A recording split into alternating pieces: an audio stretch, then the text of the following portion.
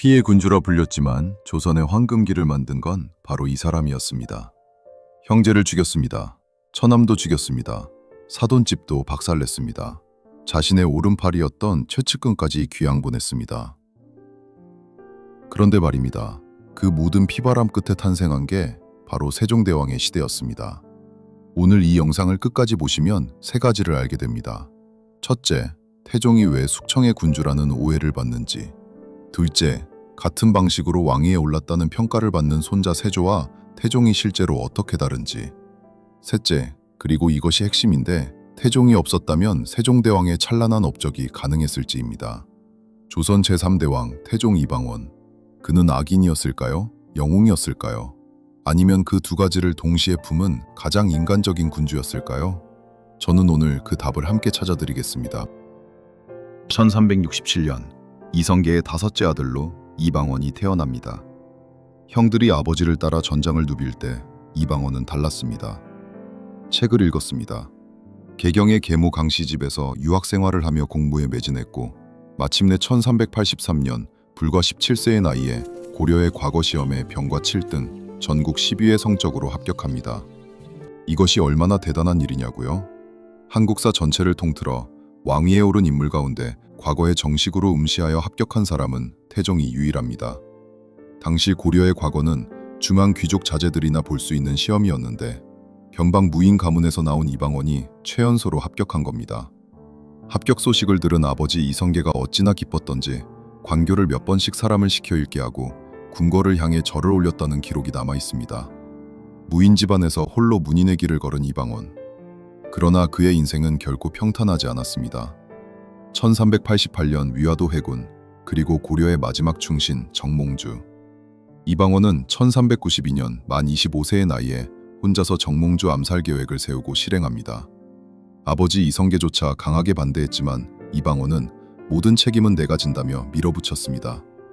선주교에서 정몽주가 쓰러지고 조선 건국의 마지막 장벽이 사라졌습니다. 그러나 정작 이방원은 조선 건국 후에 철저하게 소외됩니다. 이성계와 정도전은 이복 동생 이방석을 세자로 세웠고 신이 왕후 소생의 왕자들은 공신들의 사병에 포위된 채 설 자리를 잃어갔습니다. 그렇게 폭풍이 준비됩니다. 1398년 8월 이방원이 마침내 칼을 뽑습니다. 제1차 왕자의 난입니다. 정도전, 남은, 심효생이 제거되고 이복 동생 이방번과 세자 이방석이 죽습니다. 이성계는 분노했지만 아들의 손에 이미 군권이 넘어간 뒤였습니다. 2년 뒤 제2차 왕자의 난에서 형 이방간마저 제압하고 1400년 이방원은 마침내 왕위에 오릅니다. 이것이 조선 제3대왕 태종의 탄생입니다. 왕이 된 태종은 가장 먼저 칼을 겨눈 곳이 어디였을까요?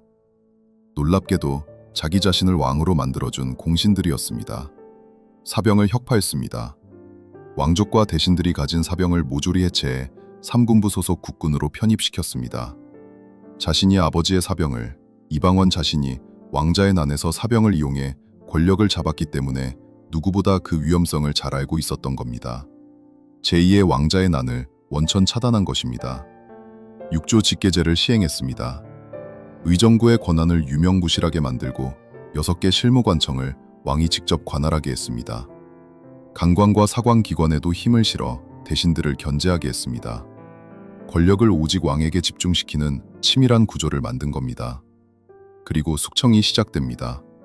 처남 민무구, 민무질 형제를 죽였습니다. 사돈집인 청송심씨를 도륙했습니다. 자신의 최측근이자 왕자의 난 제1등 공신 이숙번은 거만하다는 제목으로 귀양보내고 끝내 복권시키지 않았습니다. 심지어 아들 세종에게 유언으로 이숙번만은 절대 조정에 다시 불러들이지 말라고 명했습니다. 세상이 보기엔 무자비한 피해 숙청이었습니다. 그런데 자세히 들여다보면 이야기가 달라집니다. 태종의 숙청은 융단 폭격이 아니었습니다.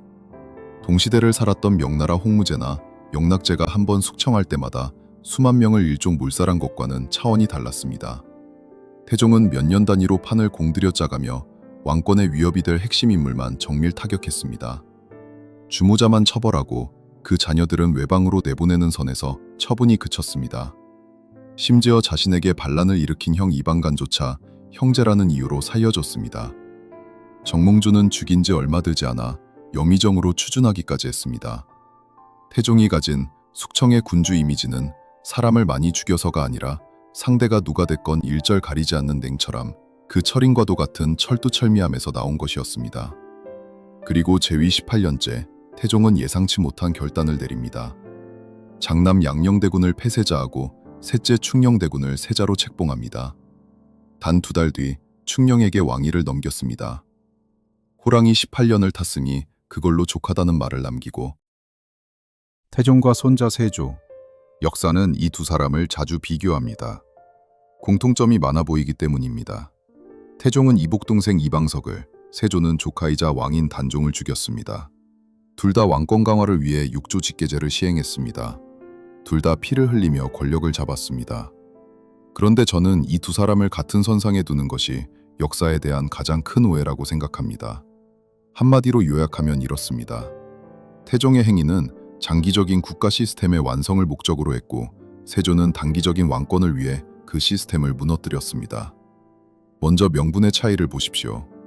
태종이 제거한 이방석은 둘째 부인 소생의 막내였습니다. 건국 과정에서 공로도 경험도 없었습니다. 첫째 부인 소생의 장성한 형들이 버젓이 살아있는데 막내가 세자가 된 것, 이것은 당시에도 정통성 논란이 있었습니다.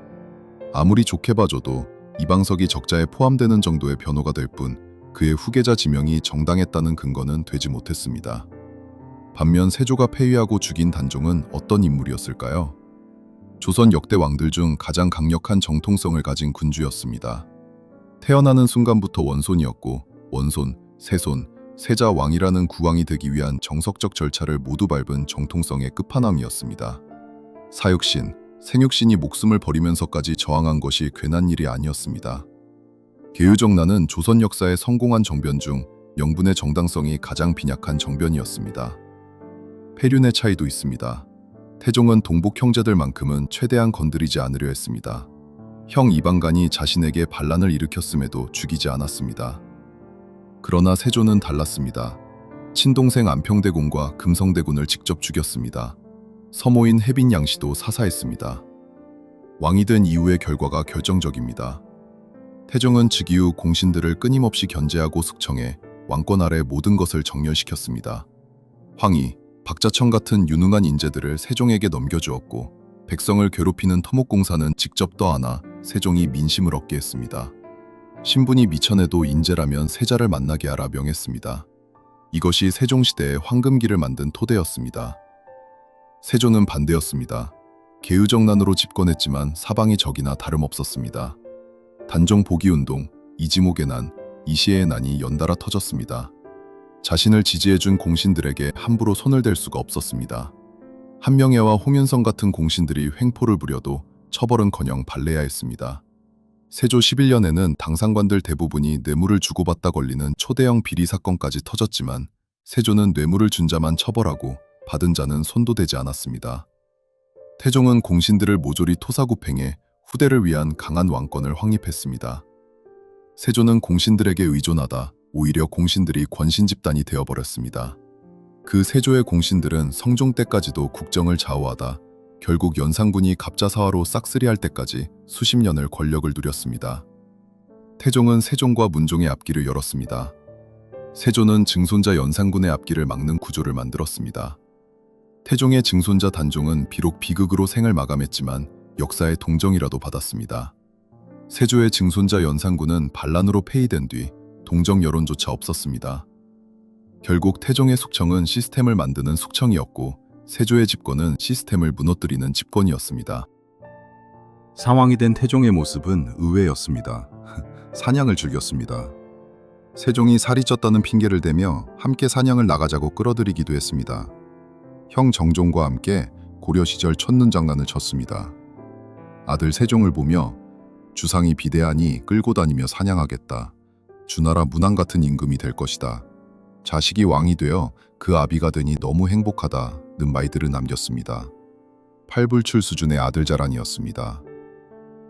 그런데 바로 이 태종이 아들 세종의 장인 시몬을 사약을 내려 죽였습니다. 세종의 처가를 박살냈습니다.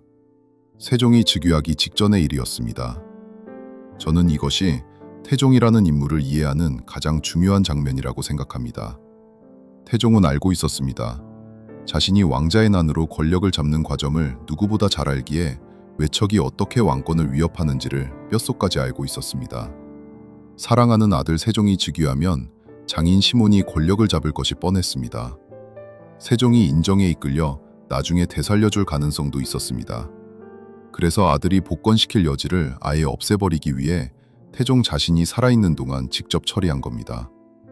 악역을 자처한 겁니다. 아들을 위해서. 훗날 태종은 측근들과의 술자리에서 스스로를 이렇게 말했습니다.